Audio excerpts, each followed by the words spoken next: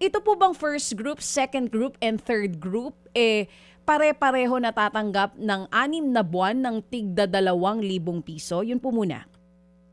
For the first group, DJ Chacha, tama yan. 4-piece beneficiaries at walang gutom program beneficiaries. One time lamang po, minsan lang po sila makakatanggap ng 2,000 pesos na uplift assistance. Yung group 2 at yung group 3, 6 na buwan po sila makakatanggap ng tig 2,000 piso. Oo, kasi ano po ang dahilan ng gobyerno doon kung bakit yung group 1, one time lang, at kung bakit yung group 2 at group 3 ay 6 na buwan tatanggap?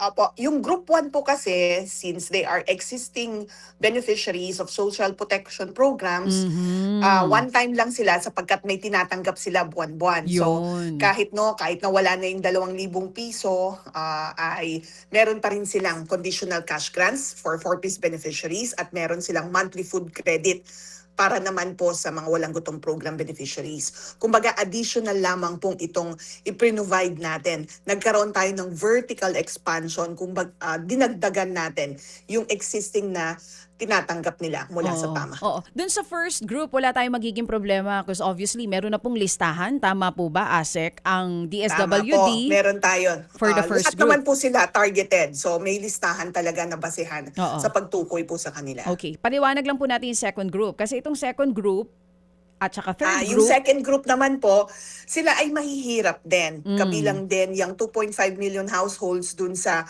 poor and may near poor po yan. No, yung near poor, that's 25% above poverty threshold. So kung yung mga nakasama dito na mahihirap, ang kinikita ay nasa lower than 13,000 plus, no? Kasi that's our poverty threshold. Pero po, hindi sila kasama sa 4-piece. Hindi rin sila kasama sa walang gutom program. And then, sila pa yung mga sabi ko na near poor, they're above the poverty threshold, which is 13,000 plus nga, but we just got 25% of that population. And wala rin po tayong problema ba sa listahan nito so far? Tama po ba? So ito manggagaling sa PSA mismo yung list kung sino-sino po yung nasa second group?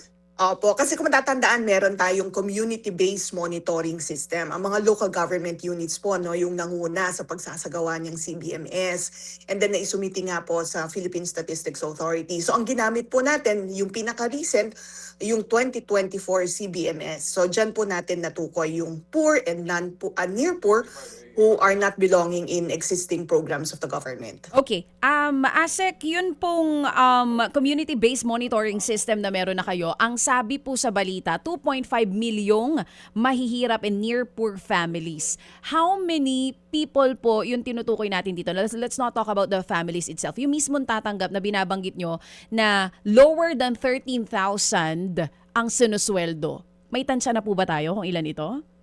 Yan, 2.5 yan, DJ Chacha. Okay. Kasi, households, while households yung unit of measure natin, pero one member or one representative from of the each family household will receive. Opo. Okay. So hindi ibig sabihin, halimbawa, kung ako 13,000 ang sweldo ko at yung asawa ko lower than 13K ang sweldo, isa lang sa amin ang pupwedeng tumanggap ng 2,000 pesos per month. Hindi na pupwede yung mister. One member per household. Ganun lang po yon. Tama po, DJ Okay po. Chacha. Sa group 3, ano naman po ito? Kinaibahan sa group 2. Etong mga qualified SSS members na binabanggit po ninyo. Yes, yun naman pong pangkat o yung group 3, 1.5 million yan na manggagawa. Kumikita po sila pero mababa yung kanilang kita.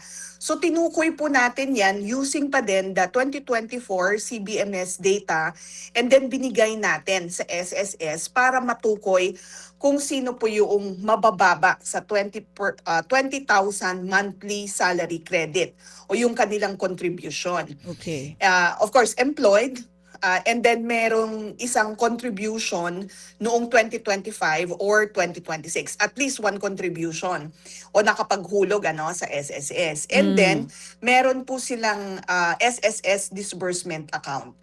So, yun po yung ating naging criteria para sa pagtukoy naman dito sa Group 3. Again, employed po sila pero mababa lamang po yung kanilang kinikita. Oo, magkano yun? Kasi sa 2 po, malinaw na 13,000 and below. Doon sa Group 3, may a certain amount po ba tayo na itinakda dito? Yes, ginamit natin yung matrix ng SSS kaya Oo. lower than 20,000 monthly salary credit ang naging basihan. Mga kapatid, patuloy po kayong tumutok sa 105.9 True FM para sa totoong balita, impormasyon, music and entertainment. Mag-subscribe sa aming YouTube channel at podcast at sundan nyo kami sa Facebook, Instagram, X at TikTok sa True Network PH. Bisitahin din po ang aming official website, truefm.ph. At panoorin din kami sa True TV Signal, Channel 19. Kami po ang 105.9 True FM. Laging true sa'yo, kapatid.